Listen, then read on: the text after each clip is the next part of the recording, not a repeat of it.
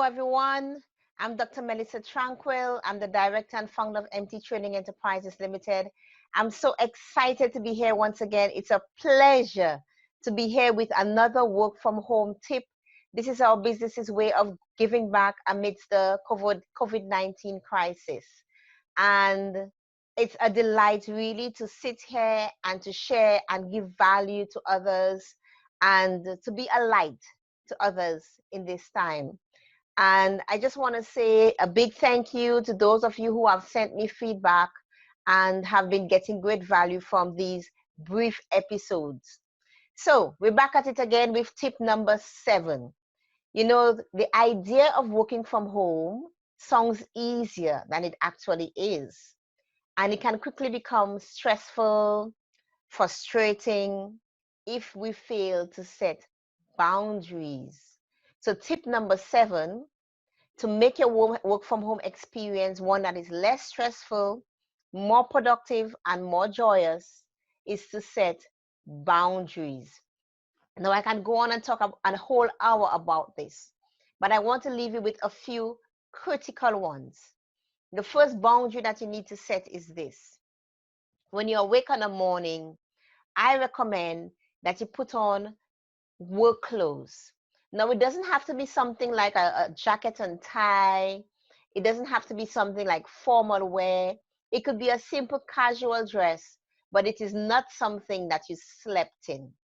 And the reason being is that you want to make that transition, the psychological transition from the home mode to the work mode.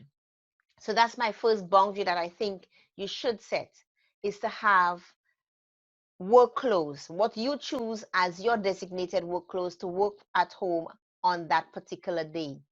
Then the next point I would raise, and I won't go into this because one of our previous episodes dealt with that, of course, is to have designated office hours. So that's another boundary that you should set. And having such boundaries would help to eliminate a lot of stress for you. The next point that I would like to raise is to have designated office space.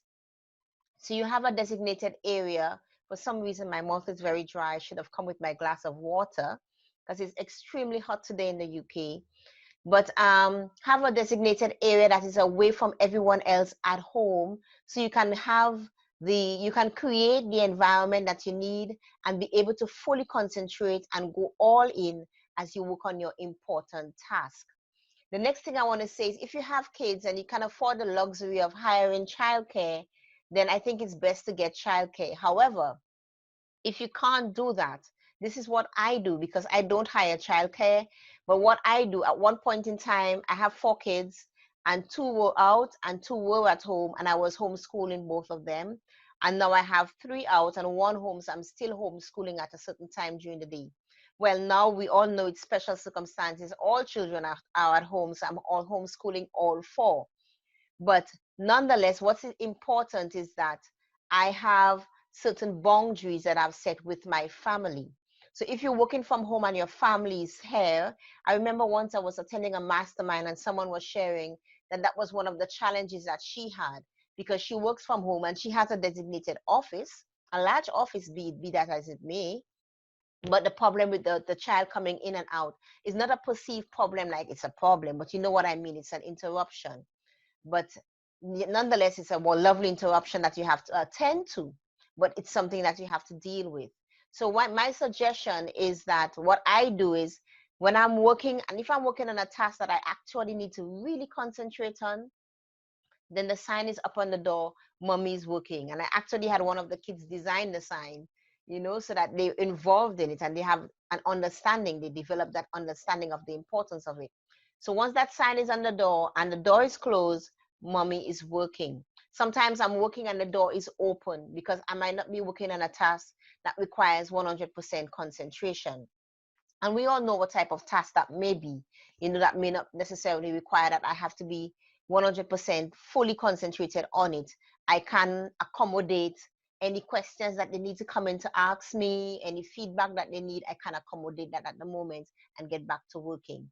But once the sign is on the door, they know to knock on the door. If they were to open the door and I'm on a phone call, they know to come back when I'm through, when I'm off the phone, and not go shouting while I'm on the phone with a customer.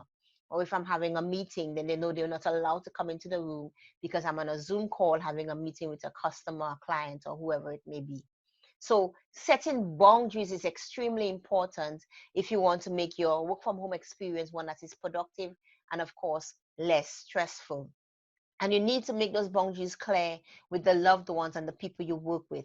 And of course, if the door is closed and something important is needed, the kids will knock on the door and they come in to explain to me what that urgency is, and then I will have to attend to it.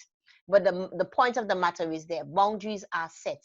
And if you don't set those boundaries from the beginning, it will be chaos. It will be chaotic. And the other point I want to leave you with is, and this is one that I personally practice as well, I would get my call, I would get certain calls or certain texts, and the text messages may come in. The notifications are there. My phone is muted, so sometimes I don't always see it at that particular time. But even if I were to see the notifications, I have a designated time when I sit behind the phone and I respond to those notifications. So if you're working from home and you're working on very important tasks, it's your office hours as a matter of fact, ignore those texts and calls. Your friend is giving you a call, she wants to chat.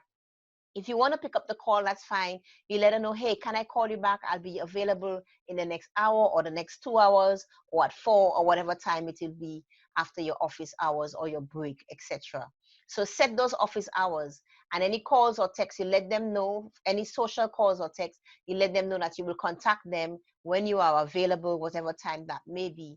And you also have a designated time that you respond to those text messages. So that's very important. And the final tip I want to leave you with, because I promised that this would just be short 5 to 10 minute videos. The final tip I want to leave you with to make your work from home experience one that is less stressful and more productive and more joyous is to ensure that you know how to say no. Now, I will be designating an episode on saying no, perhaps sometime next week. But for now, with regards to setting boundaries, I'm talking about you at home and your family is there, and perhaps it's your office hours time, and they're asking you to go do some sort of chore. And you have to let them know nicely, I'm working right now. Can this wait until X time?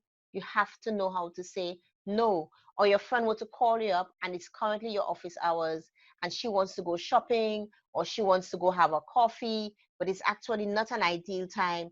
You have to know how to say no. So that is a boundary that you definitely need to set as well.